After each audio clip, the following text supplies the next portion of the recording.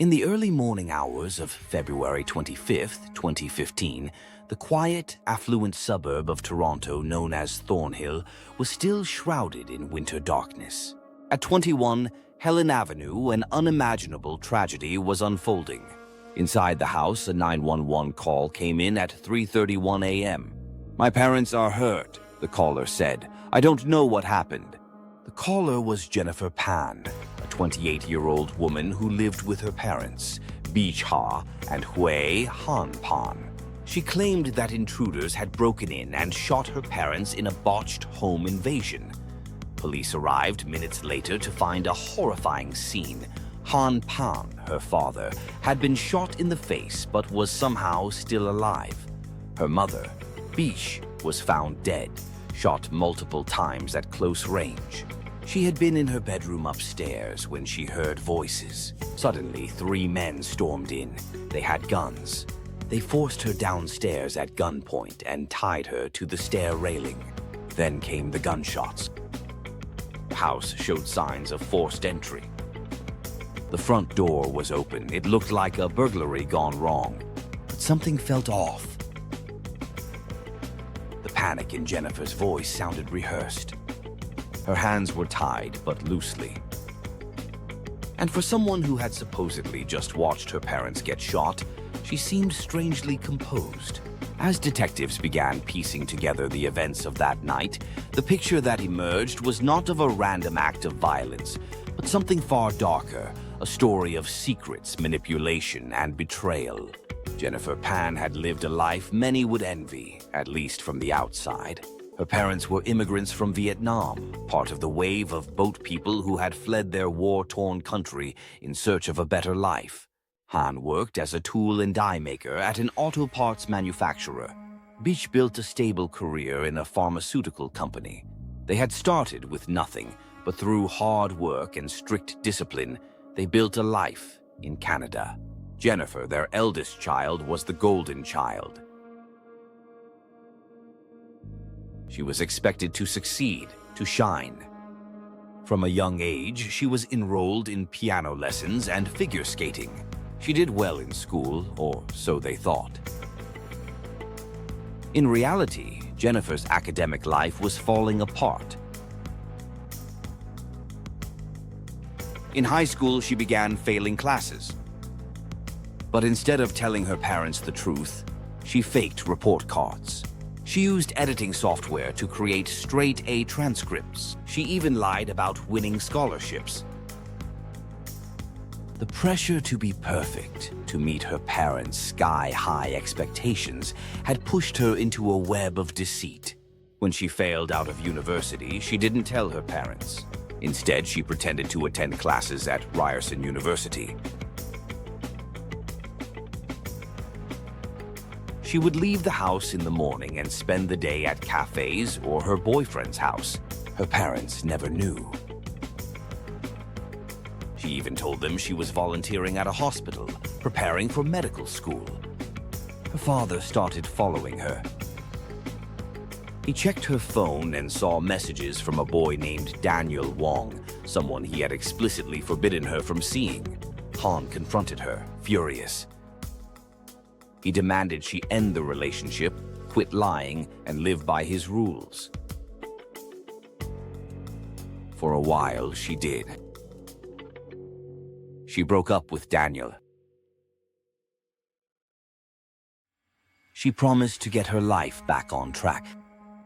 But the damage had been done. Jennifer felt trapped. Her lies had grown too large. Her parents were beginning to discover the truth, and she was still in love with Daniel. Daniel Wong was not the kind of man Han and Beach wanted their daughter to be with. He had a troubled background, a history of drug use, and friends on the fringes of the law. Jennifer, desperate to stay in his world, kept their relationship alive in secret. They met in parking lots and hotels, exchanged hundreds of text messages, and whispered plans about the future. As her web of lies began to unravel, Jennifer and Daniel came up with a shocking solution. If her parents were dead, She could inherit their money and live freely, without fear, without secrets. It began as a fantasy. Late-night conversations whispered in the dark. But soon those fantasies took shape. They began discussing methods. Jennifer reached out to friends of Daniel's, people who had criminal records, who had dealt drugs or committed robbery. One of them, a man named Lenford Crawford, went by the street name Homeboy. He claimed he could arrange anything for a price.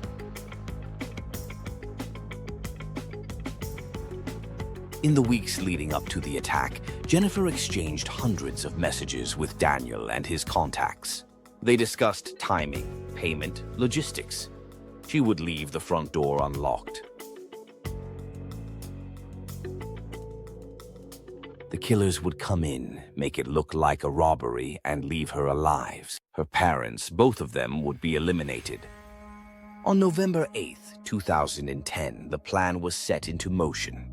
Jennifer unlocked the front door and left the lights on. Around 10:00 p.m., 3 men entered the house. Han and Bish were watching TV. They were dragged to the basement. Jennifer was tied up to appear as a victim. And then the shots rang out. But the plan did not go smoothly. Han did not die. Despite being shot in the face, he survived. He was rushed to the hospital in critical condition but pulled through. When he awoke from a medically induced coma, he was able to speak, and what he said changed everything.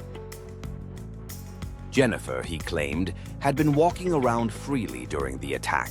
She had been talking to the intruders like she knew them. She was not tied up until after the shooting. Her demeanor was calm, not panicked. Police grew suspicious. They re-examined her call to 911. Her voice, which at first seemed frightened, now sounded cold, calculated. They checked phone records, which revealed a flurry of calls and texts between Jennifer and Daniel in the days and hours before the murder. They discovered that she had lied about her education, her job, her entire life. Investigators set a trap.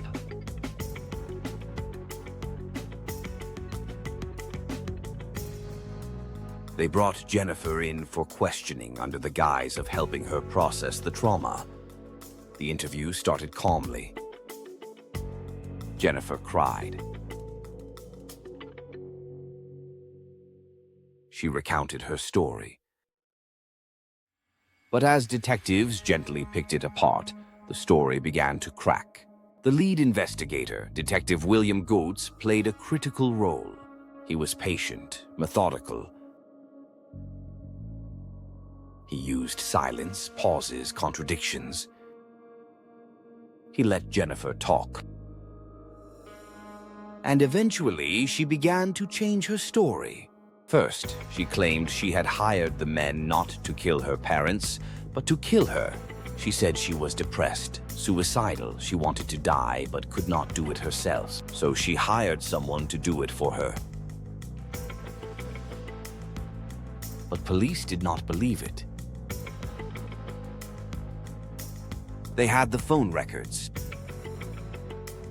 the text messages, the proof of payment.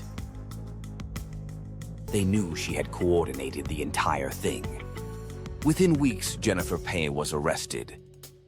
So was Daniel Wong, along with the 3 men who had carried out the attack: Lenford Crawford, David Milvaganam, and Eric Carty. The trial began in 2014, and it became one of the most closely watched cases in Canadian history. The prosecution laid out the details of the plot: the fake college degrees, the secret relationship, the months of planning, the motive of control and inheritance. The defense tried to paint Jennifer as an emotionally abused child, someone pushed beyond the brink by her parents' rigid expectations. But the jury did not buy it.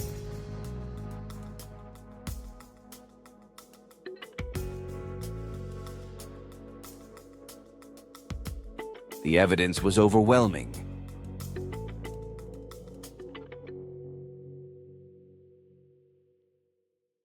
Jennifer Pan was found guilty of first-degree murder and attempted murder. She was sentenced to life in prison with no possibility of parole for 25 years. Daniel Wong and the two gunmen received the same sentence.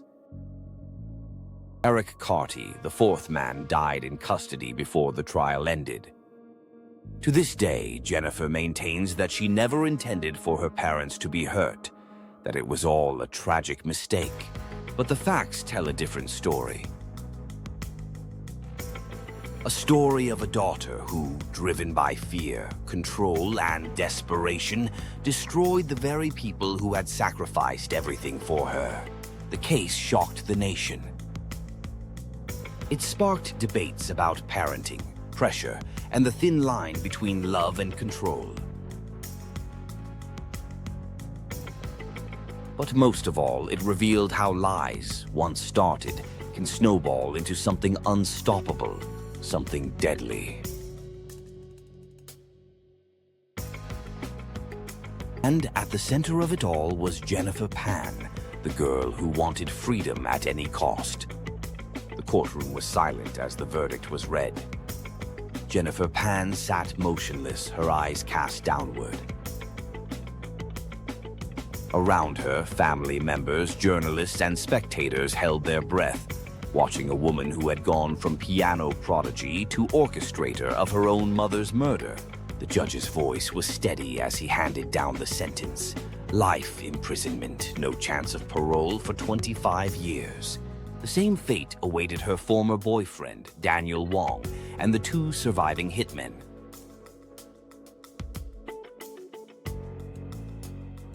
In that moment, the story that had gripped a nation reached its legal end. But the questions it raised were far from over. After the sentencing, details continued to emerge. Journalists and investigators pieced together the years leading up to the attack.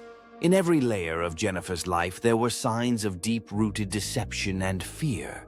The daughter, who once wore honor roll pins and skated on polished rinks, had, in truth, never graduated high school. The young woman who claimed to be preparing for medical school had never set foot in a university classroom. Jennifer had lived a double life.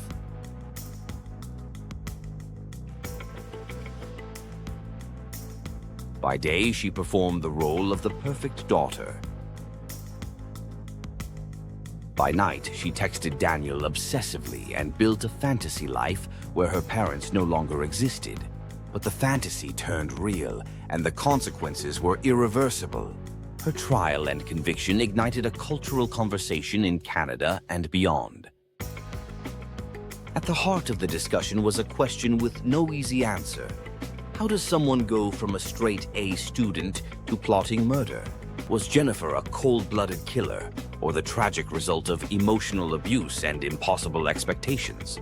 Han In Pon, her father, never returned to the home on Helen Avenue.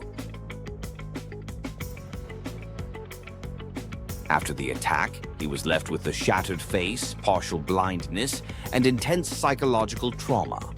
He had lost his wife, the woman he had built a life with from the ground up. Worse, he had lost his daughter, not to death, but to betrayal. In his victim impact statement, delivered with great difficulty in court, Han did not hold back. When I lost my wife, I lost my daughter at the same time. I do not feel like I have a family anymore. Some say I should feel lucky to be alive. I feel like I died too. His words pierced the silence of the courtroom, a reminder that no prison sentence could undo what had been done. Jennifer was moved to the Grand Valley Institution for Women in Kitchener, Ontario. Her life there bore no resemblance to the one she had carefully constructed for so many years. There were no piano recitals, no boyfriends, no hiding behind fake transcripts. Just concrete walls, scheduled meals, and time, endless time to think. In prison, Jennifer kept mostly to herself. She was neither violent nor especially sociable. In interviews with guards and psychologists, she remained guarded. She showed little emotion, rarely spoke about the crime. Her lawyers filed appeals, arguing that the media frenzy had made a fair trial impossible, but the courts upheld her conviction. The evidence was too clear, the planning too meticulous. The case of Jennifer Pan became more than just a true crime story. It was dissected in documentaries, podcasts, and university courses. Criminologists explored the psychology behind her decisions. Some pointed to the phenomenon of tiger parenting, where high expectations and rigid discipline can create immense pressure. Others focused on Jennifer's personality, how she manipulated everyone around her to preserve the image of perfection. Still others said she was simply evil.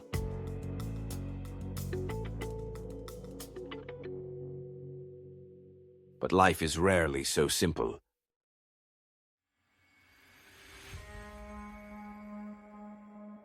Behind the headlines and the court transcripts was a girl who had been afraid, not just of her parents, but of failure, of shame, of being exposed.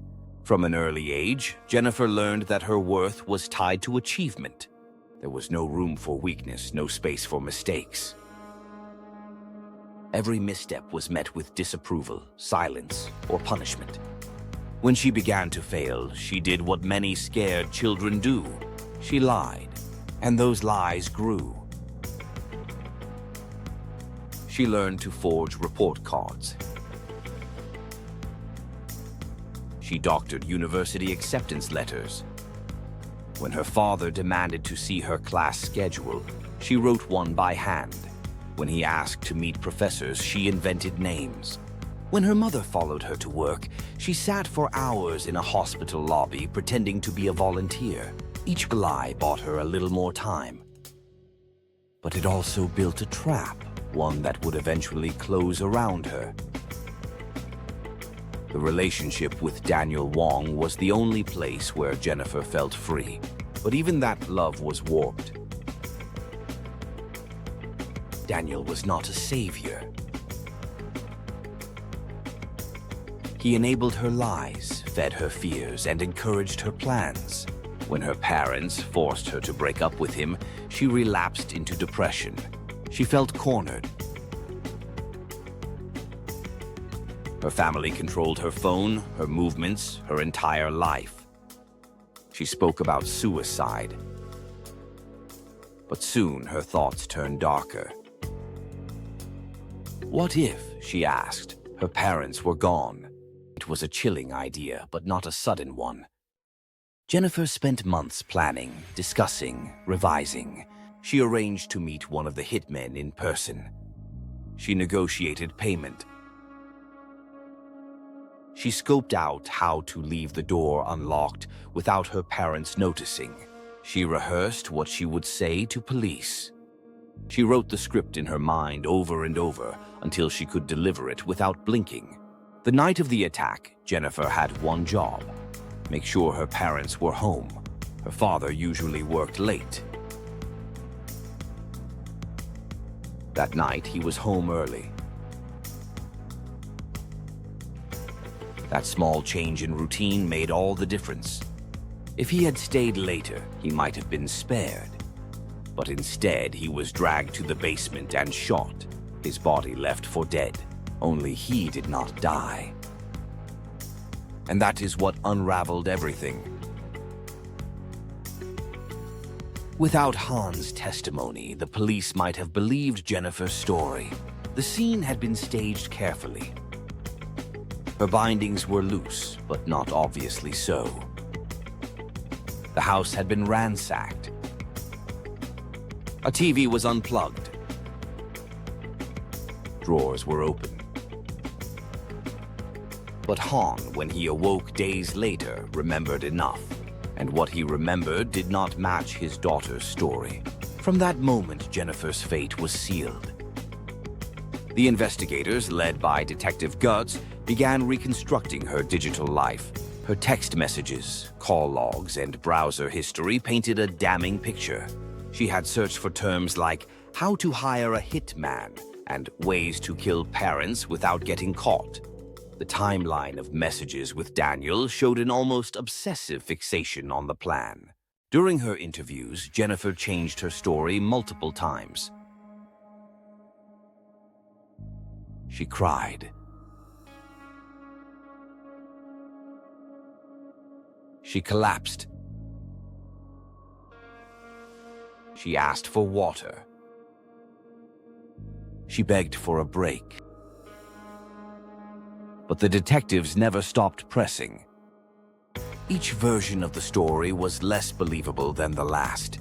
In one, she claimed to have hired men to kill her because she was suicidal. In another, she said she just wanted her mother dead, not her father. Then she claimed it was all a misunderstanding, that she had no idea anyone would be hurt. By the end, no one believed her. Not the jury. Not the judge. Not even her own father. Years later, when asked if he could ever forgive his daughter, Han Pon said no, not now. Not ever. She betrayed us in the worst possible way. I cannot understand it. I cannot forgive it. Today, the Pan House on Helen Avenue stands quietly, a symbol of a family that no longer exists. The lawn is trimmed. The windows are clean.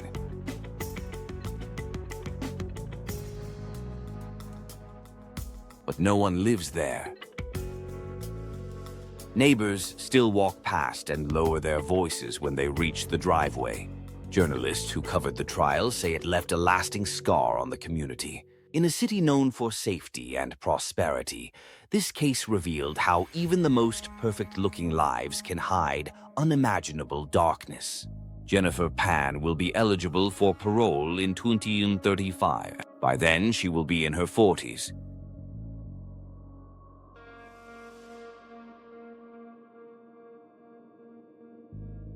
Her childhood, her family, her future, all gone. What remains is a cautionary tale. Not just of crime, but of the cost of secrets. Of what happens when the pressure to succeed is greater than the ability to fail. When love is conditional and truth is too dangerous to speak aloud. The story of Jennifer Pan is not one of monsters. It is a story of silence, fear, and the choices made in darkness. Choices that can never be undone.